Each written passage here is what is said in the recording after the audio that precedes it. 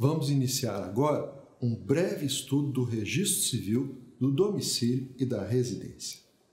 O que é o registro? Para que serve? Onde se realiza? O que é domicílio e residência? Qual a distinção entre eles? Quais as espécies de domicílio? Para que serve esse instituto? Ao final dessa aula, você deverá saber responder a essas perguntas. O que é o registro civil? É um instituto criado pelo direito para dar autenticidade, publicidade, eficácia e segurança aos atos jurídicos. A autenticidade refere-se à veracidade dos documentos e atos inscritos no registro. Em outras palavras, tudo que se inscreva no registro se presume autêntico, verdadeiro. Evidentemente, a presunção é iuris tanto, ou seja, pode ser derrubada com prova em sentido contrário. Todo ato registrado em cartório se torna público, ganha publicidade. Em outras palavras, a ninguém é dado alegar desconhecer um ato inscrito no registro. Eficácia tem a ver com a publicidade e diz respeito principalmente a terceiros. Ato jurídico eficaz é aquele que produz efeitos não só entre as pessoas que o realizam, mas também perante terceiros. Assim, se eu celebro um contrato, qualquer que seja ele, e o registro, ninguém poderá alegar depois que desconhecia esse contrato. O registro tem esse poder. A segurança advém exatamente daí.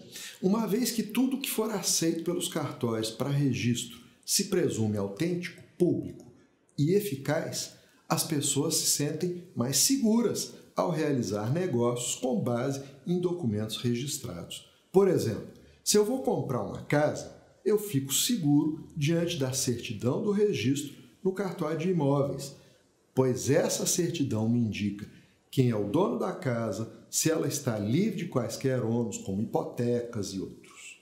A Lei de Registros Públicos, Lei 6.015 de 73, trata do registro civil das pessoas naturais, do registro das pessoas jurídicas, do registro de títulos e documentos e do registro de imóveis. Segundo a Lei 8.935 de 94, os cartórios especializam-se em cada um desses serviços de registro, costumando haver até mais de um cartório especializado numa mesma cidade. Assim, há cartórios de registro de imóveis, cartório de registro das pessoas naturais, cartórios de registro das pessoas jurídicas, cartórios de títulos e documentos, cartório de registro de contratos marítimos, cartórios de registro de distribuição. Seus titulares se denominam oficiais. Há também serviços notariais de protesto e de notas, cujos titulares se denominam tabeliães. São oferecidos pelos cartórios de notas, de protesto e de contratos marítimos. De todo fato, ato ou documento registrado, os cartórios, como regra, são obrigados a fornecer uma certidão. As certidões fornecidas fazem a mesma prova que os originais. No entanto, a verdade da certidão pode ser contestada, desde que se prove ser ela falsa ou ter sido adulterada. Como a gente está vendo, o registro é realizado em órgãos próprios. Existem vários no ordenamento pátrio. Há os cartórios divididos segundo sua função em cartórios de notas, de registro civil das pessoas naturais, de registro civil das pessoas jurídicas, de registro de imóveis, de protestos, de títulos e documentos. Para o registro de veículos automotores terrestres, ao DETRAN. Para o registro de aviões, Registro Aeronáutico Brasileiro. Para o registro de embarcações, a Capitania dos Portos e o Tribunal Marítimo. Para o registro empresarial, as juntas comerciais. Para o registro de obras intelectuais, a Biblioteca Nacional. Para o registro das invenções, o INPI. Se não houver um órgão registral específico, o registro será efetuado no cartório de títulos e documentos, que vai ter, assim, uma competência residual. Entendido? Muito bem. Vamos mudar de assunto e estudar agora o domicílio e a residência. No Brasil, faz-se uma distinção entre domicílio e residência. A distinção é feita no Código Civil, mas importa não só ao direito civil, como a outros ramos do direito. Ao direito civil, em alguns momentos, interessa o domicílio. Dentre outros casos, importa o domicílio do devedor, pois é nele que, como regra, vai ser exigido o pagamento. Importa o domicílio do fiador. Por quê? Porque deve ser, de preferência, esse domicílio em que a dívida vai ser executada. Importa o domicílio do tutor, uma vez que deve coincidir com o do pupilo. Interessa ao direito processual também, uma vez que, por exemplo, é no seu domicílio que o autor da ação de alimentos processará o alimentante. É no seu domicílio que, em geral, será acionado o devedor, etc. Vamos ver, então, qual a diferença entre domicílio e residência. A residência é o lugar em que a pessoa se fixe, ainda que temporariamente. Ela possui apenas um elemento, qual seja um elemento objetivo, lugar em que a pessoa se fixe. Domicílio é o lugar em que a pessoa se fixe com vontade de permanecer em definitivo.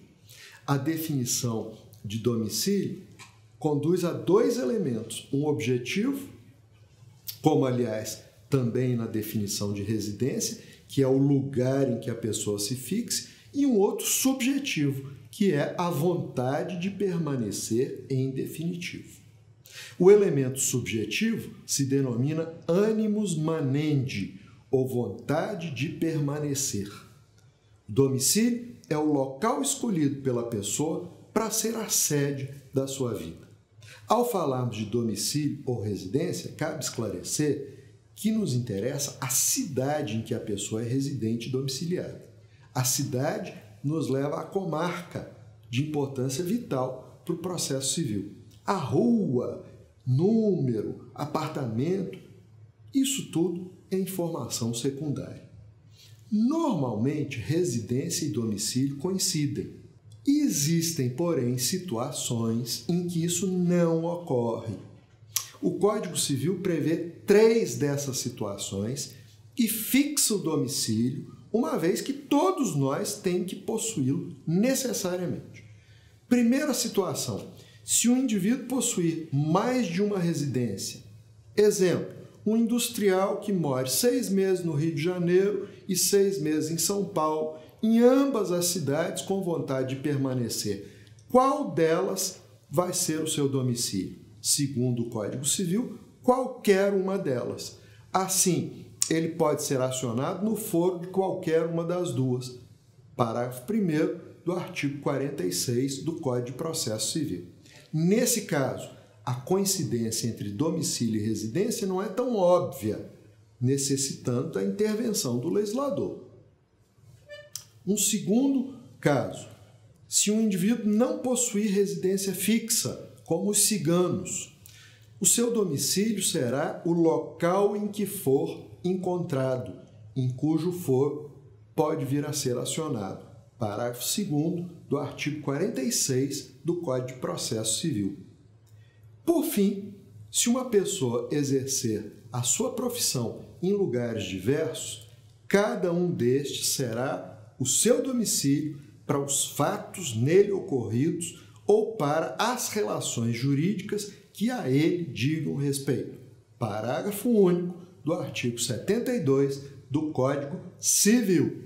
Cuida-se do chamado domicílio profissional. Se João administra uma empresa com filiais em 2 cidades, cada uma delas será seu domicílio para as relações correspondentes. Assim, para o contrato de locação que João celebrar em uma das cidades, será esta o seu domicílio para efeito deste contrato. O mesmo se diga da compra e venda, que o João venha a efetuar na outra cidade. Esta será o seu domicílio no que diz respeito a este contrato específico. Há pelo menos 2 classes importantes de domicílio, o geral e o especial. Domicílio geral é o local em que a pessoa se fixe com animus manendi, ou vontade de permanecer. Ele será voluntário ou necessário. Como regra, as pessoas, tanto naturais quanto as jurídicas, têm ampla liberdade para fixar o seu domicílio onde bem entender. Trata-se do chamado domicílio voluntário, isto é, aquele escolhido pela pessoa de livre e espontânea vontade. Por vezes, todavia, é a lei que determina o local em que serão domiciliadas certas pessoas. É o domicílio necessário, também denominado domicílio legal. Assim, o domicílio dos incapazes será o do seu representante ou assistente. Os funcionários públicos reputam-se domiciliados no local em que permanentemente exercem as suas funções. Os militares da ativa terão domicílio onde servirem. Os servidores da Marinha e da Aeronáutica serão domiciliados na sede do comando a que estiverem imediatamente subordinados. O domicílio dos tripulantes da Marinha Mercante será o local em que se achar matriculado o navio. Os presos têm por domicílio o local em que estiverem cumprindo pena, e os diplomatas a serviço no exterior serão domiciliados no Distrito Federal ou no último município do território nacional em que houverem tido domicílio, a não ser que voluntariamente apontem um outro local. Tratando-se do domicílio das pessoas jurídicas, nós temos o seguinte: o domicílio da União é o Distrito Federal, dos estados, a sua capital, dos municípios, o local em que funcione a administração municipal. O domicílio das demais pessoas jurídicas é voluntário, ou seja, vai ser o local de sua sede, ou seja, o local em que funcionar a sua administração central. Isso não quer dizer, porém, que as pessoas jurídicas não possam ser acionadas nos locais em que possuírem filiais por fatos ocorridos nesses locais onde funcionam as filiais. Então, para acionar o Banco do Brasil por um fato ocorrido em Belém, não é necessário ir a Brasília, bastando intentar a ação contra a filial daquela cidade. E o domicílio da pessoa jurídica estrangeira? Vai ser o Brasil se aqui ela possuir agência, filial ou sucursal. É o artigo 21, parágrafo único do Código de Processo Civil.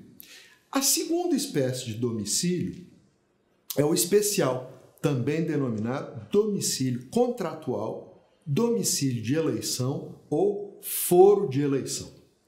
Trata-se do domicílio escolhido pelas partes de um contrato para exercitar e cumprir os direitos e obrigações contratuais.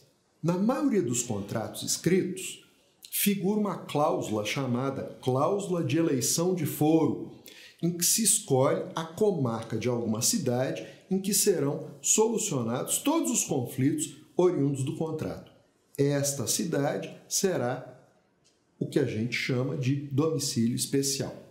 Normalmente, as partes de um contrato, desde que pessoas de direito privado, podem derrogar pela cláusula de eleição de foro a competência da justiça em razão da pessoa, do valor e do lugar. Assim, se houver conflito entre a lei processual e o contrato, vale o contrato. Já a competência em razão da matéria não pode ser modificada nos contratos. Havendo conflito entre a lei e o contrato, vale, portanto, a lei. Por fim, não vamos confundir foro de eleição, que é o domicílio eleito pelas partes de um contrato, com domicílio eleitoral, que é o local em que a pessoa natural esteja inscrita perante a Justiça Eleitoral para exercer seu direito de voto. Tá certo? Uma coisa é uma coisa, outra coisa é outra coisa. Vamos ver alguns exemplos da importância do domicílio para o direito processual. Onde uma pessoa será acionada? A resposta é muito relativa. Não existe só uma regra. O local de propositura da ação depende da competência do juiz. Essa competência vai ser determinada por alguns critérios. Os 4 mais importantes dizem respeito à pessoa, ao lugar, ao valor e à matéria.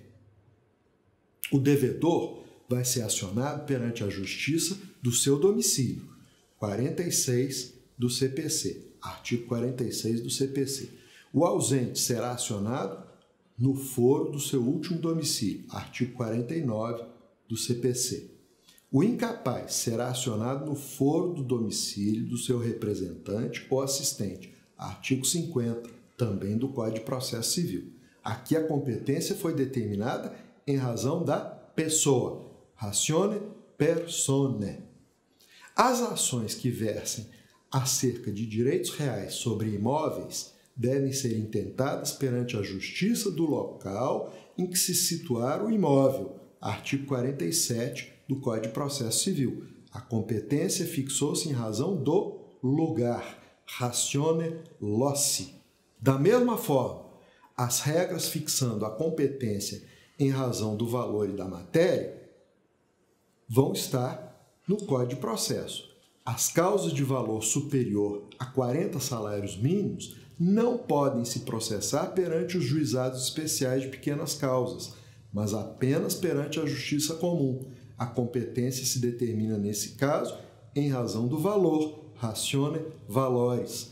As causas de família, por outro lado, se processam perante o juízo da vara de família. As causas trabalhistas se processam perante a Justiça do Trabalho. Nessas 2 últimas hipóteses, a competência se fixou em razão da matéria, ratione materiae. Entendido? É isso aí.